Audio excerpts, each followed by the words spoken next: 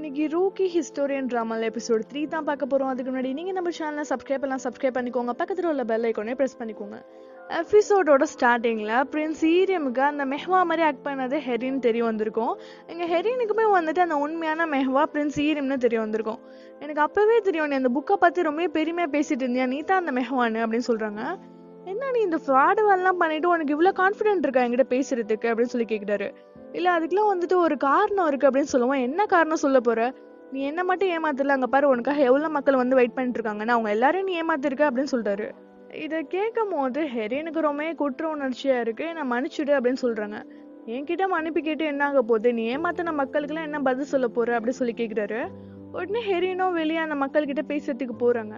அப்ப அங்க இருக்க ஆடியன்ஸ் எல்லாம் ஹெரினை பார்த்துட்டு மெஹ்வா வந்துட்டு ஒரு பொண்ணா, இந்த மாதிரியான மாஸ்டர் பீஸான புக்கெல்லாம் இவங்க தான் எழுதிருக்காங்களான்னு சொல்லிட்டு ஆச்சரியமா பார்த்துட்டு இருக்காங்க. அப்போ சொல்றாங்க, நீங்க எல்லாரும் நினைக்கிற மாதிரி மெஹ்வா வந்துட்டு நான் இல்லை அப்படின்னு சொல்லுவோம். அந்த மக்களே வந்துட்டு கொந்தளிச்சு போயிடுறாங்க. அப்ப நாங்க வாங்கின கையெழுத்துக்குலாம் ஒரு அர்த்தமும் இல்லையா, அப்ப இதெல்லாம் பொய்யா அப்படின்னு சொல்லி கேக்குறாங்க. உடனே ஹெரின் வந்துட்டு இந்த நிக்கிறாருல இவர் தான் வந்து மெஹ்வான்னு சொல்லி ஹீரோவை கோத்து விட்டுறாங்க. அப்போ வந்து எல்லாருமே ஆச்சரியமா பாக்குறாங்க, இவர் தான் அந்த மெஹ்வான்னு. அப்ப ஹீரோயினும் வந்துட்டு ஏற்கனவே மெஹ்வா மாதிரி ஆக்ட் பண்ண சொன்னார்ல, அந்த வில்லனுமே வந்துட்டு இவர் தான் உண்மையான மெஹ்வான்னு பாத்துட்டு இருக்காரு. அப்ப அந்த இடத்துக்கு திடீர்னு வந்துட்டு ராஜாவோட அந்த சோல்ஜர்ஸ் எல்லாம் வராங்க. இது வந்து அரசரோட உத்தரவுன்னு. இங்க அந்த தடை செய்யப்பட்ட புக்கை வந்து சேல் பண்ணதோ இல்லாம அந்த ஸ்டோரியை வர வந்து சொல்லிட்டு இருக்கீங்களா, முதல்ல அந்த ஸ்டோரி எழுதுனா அந்த மெஹ்வா வந்துட்டு கைது பண்ணுங்க, அப்புறம் எல்லார்கிட்ட தான் அந்த புக்கை பறிமுதல் பண்ணி அழிச்சே ஆகணும் அப்படின்னு சொல்லிட்டு அங்க இருக்க ஆடியன்ஸ் கிட்ட புக்கெல்லாம் எழுத்து புடுங்கிட்டு இருக்காங்க. அப்ப அந்த சமயத்துல ஹெரின் அங்க இருந்து தப்பிச்சு போறாங்க. இங்க சோல்ஜர்ஸ் எல்லாம் வந்துட்டு பிரின்ஸ் ஈரியமா புடிச்சிடுறாங்க. ஏன்னா இங்க உள்ள சோல்ஜர்ஸ்க்கு எல்லாம் வந்துட்டு இவர் தான் பிரின்ஸ் ஈரியம்னு தெரியாது. ஏன்னா ஹீரோ தான் வந்துட்டு 2 வருஷமா வெளியே வரலையே. இங்க ஹெரின் பார்த்துட்டு பிரின்ஸ் ஈரியமா காப்பாத்துறதுக்கு போறாங்க. அப்ப சோல்ஜர்ஸ் எல்லாம் வந்துட்டு மெஹ்வாவை பிடிக்கணும்னு வந்துட்டே இருக்காங்க. அப்ப எவ்வளவுதான் முயற்சி பண்ணாலும் அவங்களால ஹீரோவை வந்து காப்பாற்றவே முடியல. அதனால பிரின்ஸ் ஈரியமா வந்துட்டு அவங்க கிட்டயே ஒப்படைச்சிட்டு, இந்த செயலுக்கு நீ கண்டிப்பா என்ன மன்னிக்க மாட்டேன்னு தெரியும், அதனால நான் வரேன் அப்படி சொல்லிட்டு அங்கிருந்து போயிடுறாங்க. அப்புறம் எங்க பிரின்ஸ் ஈரிமோட அசிஸ்டண்ட்டை காட்டுறாங்க. எங்க பார்த்தாலும் வந்துட்டு பிரின்ஸ் ஈரிமோ வந்து தேடிட்டு இருக்காங்க. என்னாச்சுன்னு தெரியல, இந்த நேரத்துல அந்த பிரின்ஸ் வந்து எங்க போனான்னு தெரியலையே அப்படின்னு சொல்லிட்டு பதறி போயிருக்காரு.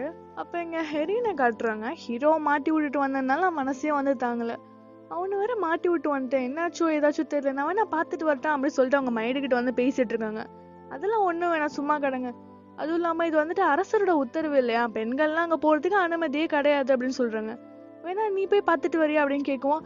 என்னெல்லாம் வந்துட்டு பெண்ணாவே மதிக்க மாட்டாங்க, நான் வந்துட்டு ஒரு அடிமை அப்படின்னு சொல்லிட்டு, சரி நல்லதுதான் போங்க. ஏன்னா அவர் ரைட் பண்ண அந்த ரொமான்ஸ் நாவெல்லாம் படிச்சுட்டு இங்க உள்ள நோபல் லேடிலாம் நான் காதல் தேடி போறேன்னு அழிஞ்சிட்டு இருக்காங்க, அதனால அவர் உள்ளே கிடக்கட்டும் அப்படின்னு சொல்லிடுறாங்க. இங்க பார்த்தா ஹீரோ பிடிச்சிட்டு வந்து ஜெயில போட்டுடுறாங்க. அங்க எல்லாரும் தூங்கிட்டு இருக்கோம், அங்க ஹீரோ படம் நின்றுட்டு இருக்காரு.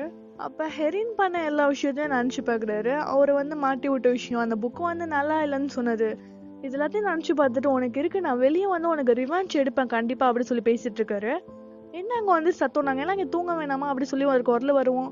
சாரி நான் மன்னிச்சுக்கோங்க அப்படின்னு சொல்லிட்டு, உனக்கு இருக்கு நான் ரிவெஞ்ச் எடுப்பேன் அப்படி சொல்லிட்டு அமைதியா பேசிட்டு இருக்காரு. இங்க வில்லேஜுக்குள்ள அரசரோட காவலாளிகள்லாம் போயிட்டு அந்த பேன் பண்ண புக்கை எழுதுனா அந்த எழுத்தாளர்கள்லாம் வந்துட்டு கைது பண்றாங்க. அப்புறம் அந்த பேன் பண்ண புக்கை வந்துட்டு யாரை வீட்டுல வச்சிருக்காங்களோ அவங்க வீட்டுக்குள்ள எல்லாம் போயிட்டு பறிமுதல் பண்றாங்க. அப்புறம் அந்த புக் ஸ்டோர்ல இருந்துமே அந்த பேன் பண்ண புக்கை தான் நீக்கிடுறாங்க. இந்த சீரியஸான சுச்சுவேஷன்ல பார்த்துட்டு ஹீரோன் அவங்க வீட்டுல போய் பாக்குறாங்க. அவங்க வச்சிருந்த அந்த பேன் பண்ண புக்குமே அங்க இல்ல. அப்புறம் விசாரணை நடந்துட்டு இருக்கு. பிரின்ஸ் ஈரியமா தான் வந்துட்டு விசாரணை பண்ணிட்டு இருக்காங்க. ஒழுங்கு மரியாதையா உன்னோட உண்மையான பேரை சொல்லிடு அப்படின்னு கேட்கவும், அதெல்லாம் என்னால சொல்லவே முடியாது, நான் முதல்ல வந்துட்டு மெஹ்வாவே கிடையாது அப்படின்னு சொல்றாரு. சரி உனக்குன்னு வந்துட்டு ஒரு ஆதார கார்டு இருக்கும்ல, அதையாவது காட்டு, என்ன அதுவும் இல்லைன்னு சொல்ல போறியா அப்படின்னு கேட்கவும், ஆமா என்கிட்ட இல்ல அப்படின்னு சொல்றாரு. என்னை பார்த்தா உனக்கு பைத்தியக்கார மாதிரி தெரியுதா அப்படின்னு கேட்கவும் ஆமான்னு தலையாட்டுறாரு. அது எப்படி வந்துட்டு உன்கிட்ட ஆதார் கார்டு இல்லாம இருக்கும் அப்படின்னு கேட்கும் போது, என்னை அடையாளம் கண்டுபிடிக்கிறதுக்கு ஆதார் கார்டு என்ன எனக்கு அவசியமா அப்படின்னு சொல்லி கேட்கிறாரு. இவர் பேசுறதெல்லாம் பார்த்துட்டு என்ன ஒருவேளை வந்துட்டு இவன் பெரிய இடத்து பையனா இருப்பானோ அப்படி சொல்லி யோசிச்சுட்டு, சரி உன்னோட ஃபாதர் வந்துட்டு என்ன வேலை பண்றாரு கூட நீ சொல்ல வேணாம், அவர் என்ன ரேங்க்ல இருக்காருன்னு உனக்கு தெரியும்ல, அவர் எந்த பொசிஷன்ல இருக்காருன்னு சொல்லு, 3ஆவதா இல்லைன்னா 2ஆவதா இல்ல முதல்ல இருக்காரா அப்படி சொல்லி கேட்டுட்டு இருக்கும் போது உடனே ஒரு பர்சன் வந்துட்டு, சார் இந்த மாதிரி உண்மையான மெஹ்வா வந்துட்டாரு அப்படி சொல்லிட்டு தகவல் சொல்றாரு. பார்த்தா பிரின்ஸ் ஈரியமோட அசிஸ்டன்ட் தான் வந்திருக்காரு. பாத்தீங்களா வந்துட்டல அப்படின்னு சிக்னல் கொடுக்கவும் இங்க பிரின்ஸ் ஈரியம்க்கு வந்துட்டு ரொம்ப சந்தோஷமா இருக்கு. இங்க அவரோட அசிஸ்டன்ட் வந்து சரண்டர் ஆனதுனால ஹீரோ வந்துட்டு ரிலீஸ் பண்ணிடுறாங்க. அப்ப வெளியே நிக்கிற அந்த 2 மைடும் பார்த்துட்டு, ஹைனஸ் வந்துட்டீங்களா அப்படின்னு சொல்லவும் கொஞ்சம் வாய மூடுங்க அப்படின்னு சொல்றாரு. அப்ப அதை வந்து கொஞ்ச நேரத்துக்கு முன்னாடி விசாரணை பண்ண அந்த பர்சன் கேட்டுட்டு, ஹைனஸா உண்மையிலேயே வந்துட்டு இவன் பெரிய இடத்துல உள்ள பையன் தான் போல அப்படின்னு சொல்லிட்டு ஒரு 2 பேரும் அனுப்பி இவன் எங்க தங்கிருக்கான்னு பாத்துட்டு வாங்க அப்படின்னு சொல்லி அனுப்புறாரு. அப்புறம் அடுத்த சீன்ல ஆபீசர் மின்ன காட்டுறாங்க. அப்ப அந்த இடத்துக்கு அந்த விசாரணை பண்ணார்ல அந்த பர்சன் வந்து பாத்துட்டு, ஆபீசர் மின், நீங்க வந்தது வந்து யாருமே எனக்கு தகவல் சொல்லலையே, நீங்க வந்து நின்று வேலை பார்த்துட்டு இருக்கீங்க, யாராவது சேர் எடுத்துட்டு வாங்கப்பா அப்படின்னு சொல்லிட்டு, நீங்க வேணா என்னோட கேபினுக்கு போயிட்டு டீ குடிச்சிட்டு இருக்கீங்களா, நீங்க போய் அங்க ரெஸ்ட் எடுங்க, உங்கள்ட்ட மீதி ஒர்க்க நான் பாத்துக்கிறேன் அப்படின்னு சொல்லிட்டு அந்த புக்ல வந்து கை வச்சுட்டாரு. இத பார்த்தோன்னா ஆபீசர் மின்னுக்கு வந்துட்டு ரொம்பவே டென்ஷன் ஆயிடுது. எவ்வளவு தைரியம் தான் நீ வந்து என்னோட புக்ல கை வைப்ப, எடு கையா அப்படின்னு சொல்லிட்டாரு. அவருக்கே ஒரு நிமிஷம் நம்ம ஏன் அந்த புக்ல கை வச்சோம் அப்படின்னு ஆயிடுது. இப்ப இதெல்லாம் வந்து சில ஹிஸ்டோரியன்ஸ் கவனிச்சுட்டு, ஆபீசர் மின்னு வந்துட்டு எவ்வளவு லக்கியான பர்சன் தெரியுமா, பார்க்க ஹேண்ட்ஸமாவும் இருக்காரு, அவர்கிட்ட நல்ல திறமையும் இருக்கு. அவரோட ஃபாதர் வந்துட்டு கிங்கோட ராயல் அட்வைசராகவும் செகண்ட் ஸ்டேட் கவுன்சிலராகவும் இருக்காரு. அவர் அப்படியே வச்சு உள்ள கையில எல்லாம் வச்சு தாங்குறாங்க, அப்படிதான் இருக்கு அவருக்கு கவனிப்பு அப்படின்னு சொல்லிட்டு ரொம்ப பொறாமையா பேசிக்கிறாங்க. இப்ப இங்க இந்த பேன் பண்ண அந்த புக்கெல்லாம் ஒரு இடத்துல போட்டு எரிச்சிட்டு இருக்காங்க. அதை வந்து அந்த புக்கை எழுதினவங்க, அவங்கள்ட்ட ஃபேமிலி, அந்த புக்கை ரீட் பண்ண அந்த புக்கோட ஃபேன்ஸ்ன்னு சொல்லிட்டு எல்லாருமே வந்து ரொம்ப வருத்தத்தோட அந்த புக்கை வந்து பாத்துட்டு இருக்காங்க. அதுல ஒரு ஆளா ஹீரோயினும் வந்துட்டு அந்த புக்கை எரியதை பார்த்து ரொம்ப வருத்தப்படுறாங்க, அவங்களால தாங்கிக்கவே முடியல. அப்போ உடனே போயிட்டு அந்த ஆஃபீஸர்ஸ் கிட்ட எல்லாம் வந்து கேள்வி கேட்டுட்டு இருக்காங்க. நான் அந்த டைலி பிரீஃபை வந்து பார்க்கணும் அப்படின்னு சொல்லி அந்த பேலஸோட அந்த ரெக்கார்டை வந்து பார்க்கணும்னு சொல்லி கேக்குறாங்க. உடனே அந்த ஆபீசர் வந்துட்டு உன்ன மாதிரி ஒருத்திக்கெல்லாம் அந்த பேலஸ் ரெக்கார்டை படிக்கிறதுக்கு அனுமதியே கிடையாது அப்படின்னு சொல்றாரு. அப்ப அந்த ராஜ்யத்துல வாழ்ற மக்கள் எல்லாரையும் இப்படித்தான் நீங்க கீழ்த்தனமா நினைக்கிறீங்களா அப்படின்னு சொல்லி கேக்குறாங்க. எங்க ஆபீசர் மீண்டும் வந்துட்டு, என்னால அந்த ரெக்கார்டை உங்ககிட்ட காட்ட முடியாது, வேணா அதுல என்ன எழுதிருக்குன்னு வேணா உங்ககிட்ட சொல்றேன் அப்படின்னு சொல்றாரு. என்ன ரீசன் வந்துட்டு அந்த ரெக்கார்ட்ல எழுதிருக்கீங்க அப்படி இந்த புக்கெல்லாம் வந்து எரிக்கிறதுக்கு? இதெல்லாம் வந்துட்டு என்னோட லைஃப் டைம் ஃபுல்லா நான் சேர்த்து வச்ச புக்கு தெரியுமா, இதெல்லாம் என்னோட அனுமதி இல்லாம இப்படி வெளியே எடுத்துட்டு வந்துட்டாங்க. அந்த புக்ல இப்படி என்னதான் தப்பா இருக்கு இப்படி எரிச்சுட்டு இருக்கீங்க, அதுவும் இல்லாம ஒரு முன்ன அறிவிப்பு கூட கொடுக்காம இப்படி எரிச்சுட்டு இருக்கீங்களே அப்படி சொல்லி கேக்குறாங்க.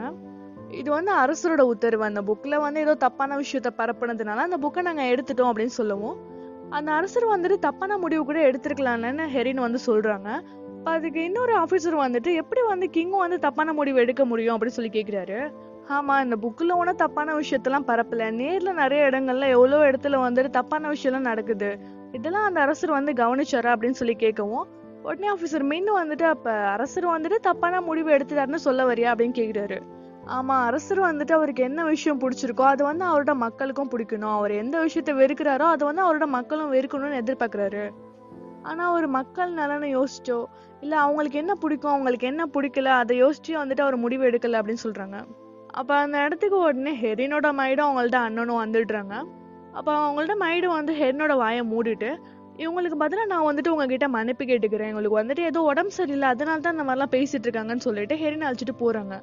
அப்ப அவங்கள்ட்ட அண்ணனுமே வந்துட்டு மன்னிப்பு கேக்குறாங்க. அப்ப இங்க ஹெரினோட மைடு வந்து சொல்றாங்க, அவங்களுக்கு மூளை ஏதோ கலங்கி போயிடுச்சா, இது எப்படி நீங்க வந்துட்டு அவங்க கவர்மெண்ட் ஆபீசர் கிட்ட போயிட்டு அரசரை பத்தி இப்படி தப்பா பேசுவீங்க, இது வந்துட்டு அவங்க காலில் விழுந்து என்ன கொன்றுங்கன்னு கெஞ்சுற மாதிரி இருக்கு, எதுக்கு இந்த முட்டாள்தனமான செயலை செஞ்சீங்க அப்படி சொல்லி கேக்குறாங்க. ஏன் இதெல்லாம் வந்து நான் கேட்க கூடாதா அப்படின்னு சொல்லி கேட்கவும், ஆமா நீ கேட்க கூடாது அப்படின்னு சொல்லிட்டு ஹெரினோட அண்ணன் வந்து சொல்லிடுறாங்க. இந்த விஷயம் கிங்கோட கோர்ட் வரையும் போச்சுன்னா என்ன நடக்கும் தெரியுமா அப்படின்னு கேட்கவும், அவங்களுக்கும் தெரியட்டமே, அப்பதானே தெரியும் இங்க வாழ்ற மக்கள் வந்துட்டு எப்படி ஃபீல் பண்றாங்கன்னு, இதெல்லாம் நீயே வந்து செஞ்சுட்டு இருக்க, நீ சொல்றதுனால ஒரு நைட்ல வந்து எல்லாமே மாறிடுமா அப்படி சொல்லி கேக்குறாரு. நான் எதனால இதெல்லாம் செய்யறேன்னு உனக்கே தெரியும், அந்த புக்கெல்லாம் என்னோட லைஃப் டைம் ஃபுல்லா நான் சேர்த்து வச்சேன், அதுல உள்ள வேல்யூபிளான திங்ஸ் எல்லாம் மறுபடியும் அவங்களால கொடுக்க முடியுமா, ஒருத்தவங்களுக்கு ரொம்ப பிடிச்ச விஷயத்த அவங்க கிட்ட இருந்து பறிக்கும் போது அந்த வலி வந்துட்டு அவங்களுக்கு மட்டும் தான் தெரியும், உன்னால புரிஞ்சுக்க முடியாது, இதுக்கப்புறம் என்ன வந்துட்டு யாரும் தொந்தரவு பண்ணாதீங்க, என்ன தனியா விட்டுருங்க அப்படின்னு சொல்லிடுறாங்க. அப்ப அந்த சமயத்துலதான் வந்துட்டு ஒரு அதிர்ச்சிகரமான விஷயத்த வந்துட்டு சொல்றாரு. உனக்கு சரியான ஒரு சூட்டபிளான ஹஸ்பண்ட் வந்து நான் பாத்துட்டேன், அதுக்கான ப்ரொபோசல் லெட்டர் வந்துட்டு கூடிய சீக்கிரம் உங்ககிட்ட வந்து சேரும், இதை எதுக்காக எந்த நோக்கத்துக்காக நான் செஞ்சிருக்கேங்கிறது நீ புரிஞ்சுப்பன்னு நினைக்கிறேன், இதுக்கப்புறம் நீ ஏன் பொறுப்புல இருக்க போறது இல்லை அப்படின்னு சொல்லிடுறாரு. இதை கேட்ட உடனே ஹெரினோட மனசு வந்து ரொம்ப உடைஞ்சு போயிடுது. இதுக்கப்புறம் என்ன நடக்குதுங்கிறது நெக்ஸ்ட் எபிசோட்ல பார்க்கலாம். இதோட இந்த எபிசோடு ஃபினிஷ் ஆயிடுச்சு. உங்களுக்கு இந்த எபிசோட் பிடிச்சிருந்துச்சுன்னா லைக் பண்ணுங்க, ஷேர் பண்ணுங்க, கமெண்ட் பண்ணுங்க, மறக்காம சேனலுக்கு சப்ஸ்கிரைப் பண்ணுங்க, மறக்காம நம்ம இன்ஸ்டா பேஜையும் ஃபாலோ பண்ணிக்கோங்க. தேங்க்ஸ் ஃபார் வாட்சிங்.